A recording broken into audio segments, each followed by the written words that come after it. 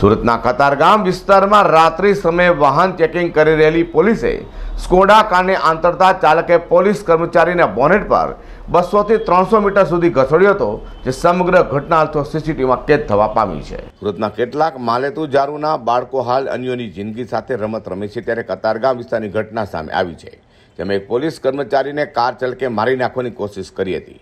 વાત એમ છે કે કતારગામ વિસ્તારમાં રાત્રિના સમયે પોલીસ વાહન ચેકિંગ કરી રહી હતી, તે સમયે સ્કોડા કારનો ચાલક ત્યાંથી પસાર થતો હોય, જેને પોલીસે રોકવાનો પ્રયાસ કરતા કારના ચાલકે પણ પોલીસ કર્મચારીને 200 થી 300 મીટર સુધી બોનેટ પર ઘસડ્યો હતો, જેમાં પોલીસ કર્મચારી નીચે પડતા ઈજાઓ પહોંચી હતી। તો સમગ્ર ઘટના હાલ સીસીટીવીમાં પણ કેદ થવા પામી છે અને ત્વરિત પોલીસે તપાસ હાથ ધરી પોલીસ કર્મચારીની હત્યાનો પ્રયાસ કરનારા કાર ચાલકને પકડી પાડી સળિયા પાછળ ધકેલી દીધો હતો।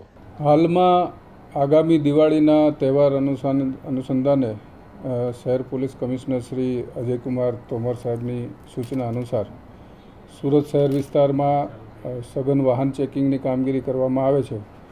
તે અનુસંધાને કતારગામ પોલીસ સ્ટેશનની એક ટીમ પીએસઆઈ શ્રી સિંગરખિયાની આગેવાનીમાં અલકા બ્રિજની નીચે વાહન ચેકિંગની કામગીરી કરતી હતી।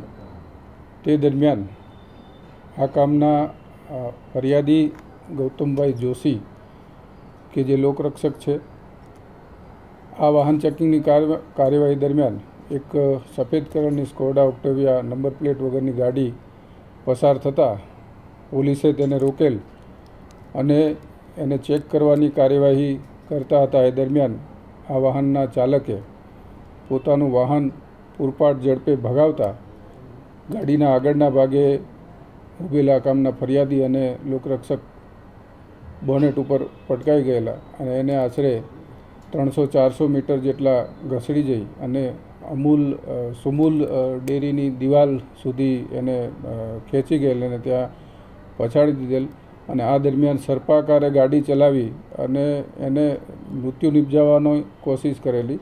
એટલે આરોપી વિરુદ્ધમાં કતારગામ પોલીસ સ્ટેશનમાં ખૂનની કોશિશ અંગેનો ગુનો રજીસ્ટર કરવામાં આવેલ છે અને આ ગુનાની તપાસ દરમિયાન ઉપરોક્ત ગાડી અને તેના ચાલક દેવરાજ રાવતભાઈ બધિયા કરીને 19 વર્ષના છે, તેઓની પોલીસે હસ્તગત કરેલ છે અને હાલમાં એની મેડિકલ તપાસણી કરાવી ગુનાના કામે એને અટક કરવાની કાર્યવાહી હાથ ધરેલ છે। આ તો રાત્રે પેટ્રોલિંગ કરી રહેલી પોલીસ જવાને કાર ચાલકે મારી નાખવાનો પ્રયાસ કર્યો હોય તેની સામે કડકમાં કડક પગલાં લેવાય તે લોકોએ માંગ કરી છે। અઝર કુર્સી સાથે હર્ષદ સેઠા।